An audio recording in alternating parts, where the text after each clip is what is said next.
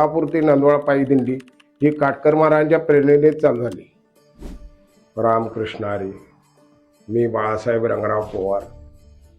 ह्या दिंडीची सुरुवात ज्ञानेश्वर माऊली पालखी सोहळा भक्त मंडळ, जय शिवराय फुटबॉल प्लेयर तरुण मंडळ, आम्ही जे ज्ञानेश्वरी पारायण चालू केलं 20 वर्षापूर्वी, पारायण सोहळा चालू झाल्यावर 20 वर्षानंतर माऊलीची मूर्ती आम्ही केली। माझे आई वडील रंगराव मल्हारी पवार हे आळंदी ते पंढरपूर 27 वर्षे चालत पायीवारी केली। तसंच आमच्या घराण्याला वारकरी संप्रदायाची परंपरा आहे।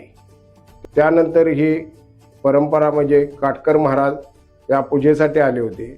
त्यावेळी माऊलीची मूर्ती पाहिल्यानंतर त्यांनी सांगितलं, अरे ही मूर्ती डोक्यावर घेऊन तुमच्या जय शिवराय तरुण मंडळाचे कार्यकर्ते घेऊन 10 लोक घेऊन गेलास तरी पुढल्या वर्षी 10,000 लोक जमा होतील, अशीची परंपरा वारीची चालू ठेव।